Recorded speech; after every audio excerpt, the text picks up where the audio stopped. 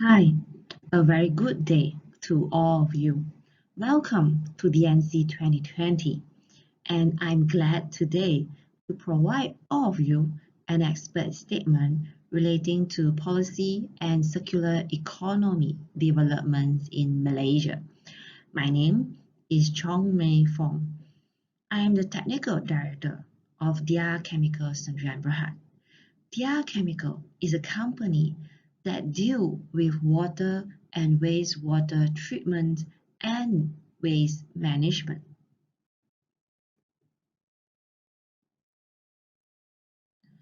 When we talk about the role of the circular economy concept in Malaysia policies, Malaysia has been incorporating this economy concept in various of our policy. This is because we acknowledge the importance of sharing, leasing, reusing, repairing, refurbishing, and recycling existing materials and products as long as possible. In this way, the life cycle of products is extended, and this implies that we are able to reduce those waste to a minimum level. Now, Malaysia aims to achieve the goals of circular economy, and this move could provide USD 4.5 trillion worth of opportunities in the next 20 years for businesses engaged in recycling, reuse, and waste reduction. Implementation of circular economy in Malaysia involve a multi-ministry approach. Those ministries involved are Ministry of Energy, Science, Technology, Environment and Climate Change, Ministry of Economic Affairs, Ministry of International Trade and Industry, Ministry of Investment Development Authority, and others. However, Ministries of Energy, Science, Technology, Environment and Climate Change is one of the ministries being involved in circular economy in the most early stage. Now, let us have a quick look at the circular economy in Malaysia. Circular economy in Malaysia can be achieved in many ways. We can repair or maintain, reuse or redistribute, refurbish or remanufacture, or recycling. So for example, we can have a rent a dress company to provide clothing renting service. We can have the renew cell company to strengthen the battery life by recharging. We can even have Suri, for example, whom turns the old jeans into new bags. We can have other companies, for example, Fat Hope Energies, turn waste cooking oil into biodiesel. There are many good examples of circular economy implementations in Malaysia. So let me show you in my next slide. The National Renewable Energy Policy and Action Plan could be one of the policy that is relating to circular economy in Malaysia. It was basically approved by the Cabinet in April 2011. It is in pursuit of the first strategic thrust. The feed-in tariff mechanism has been implemented since December 2011. So this implementations of FIT mechanism is mandated under the Renewable Energy Act 2011. So this Renewable Energy Act was focusing on generating renewable energy by using solar panel. However, it also has incorporated the utilizations of landfill, sewage gas, and agricultural waste, including animal waste as fuel source, which will be provided with additional bonus. Palm oil meal effluent is a kind of wastewater being generated from the palm oil milling activities. This effluent has now become a major source of green energy in Malaysia. Previously, this effluent is discharged into our ponding system, but ever since, with the start of the first biogas plant under CDM, the number of the biogas plants in Malaysia has been increasing. And under our Renewable Energy Act, we aim to achieve 500 biogas plants in Malaysia by 2020. In a nutshell, biomass generations in Malaysia is in a huge quantity. When you look at the pie chart as shown here, palm oil meal effluent is the major component in biomass generations in Malaysia. Where else we have other components too. There are palm empty fruit bunch, palm kernel shell, oil palm fronds, and oil palm trunks. These are also the components that can be utilized for renewable energy generations and also for the productions of biodegradable materials. These are also the important components that contribute to the green economy in Malaysia.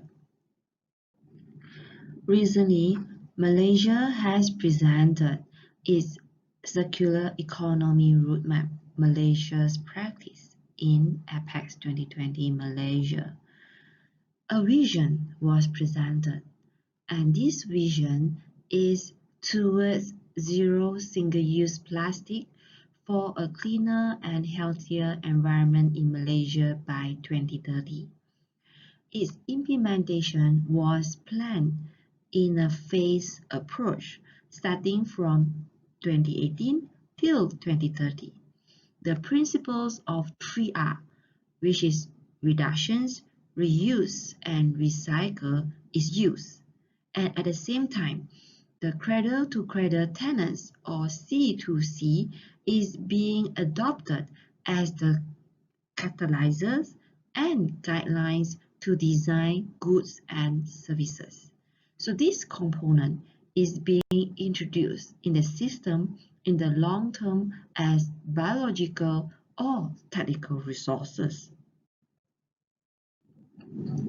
In order to achieve the goal of circular economy plastic roadmap Malaysia, there are four major components being identified. They are production, consumption, recycling, and waste management. Under these components, there are key factors identified which are important to help in achieving circular economy plastic roadmap in Malaysia. Besides that, Malaysia has also launched Malaysia Plastic Pact, which already commenced in 2020.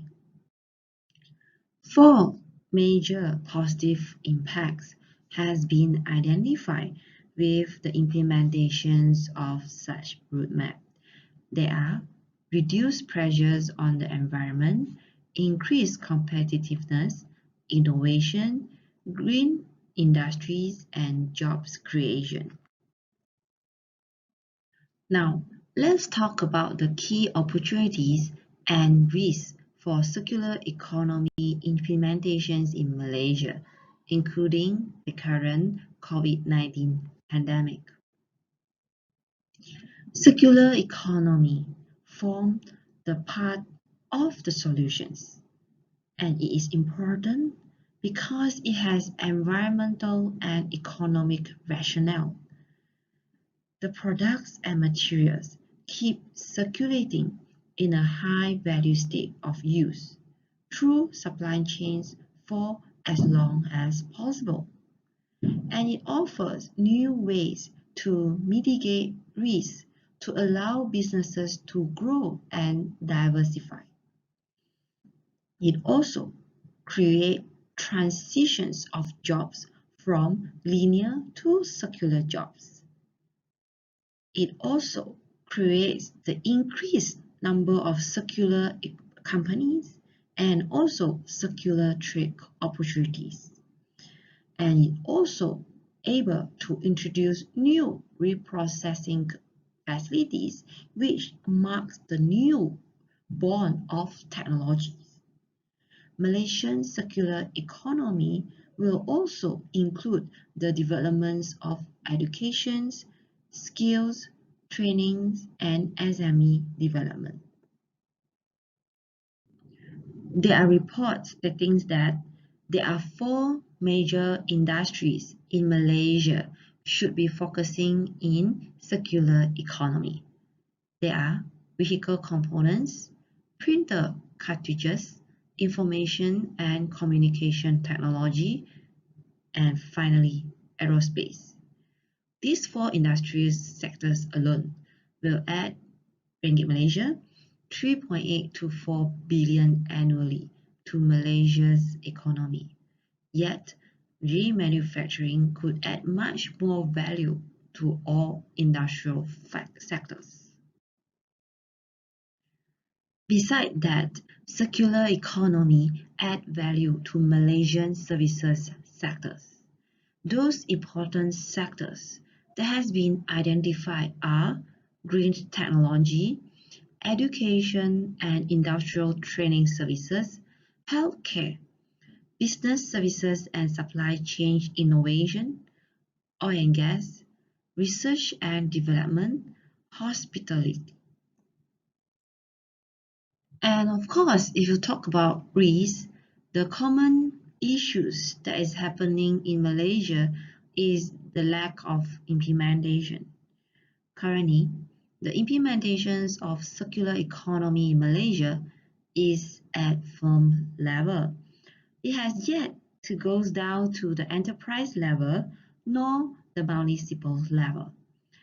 And also, there is a lack of legal framework on the implementations of circular economy in Malaysia.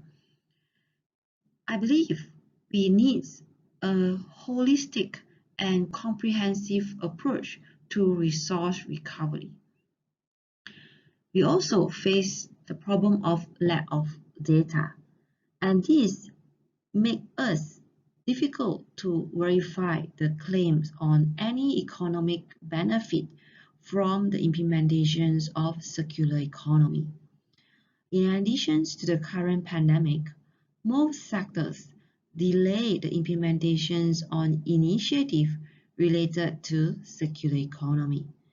And we have many entrepreneurs having the wait and see attitude. Thank you for listening. Stay safe and stay healthy. Bye.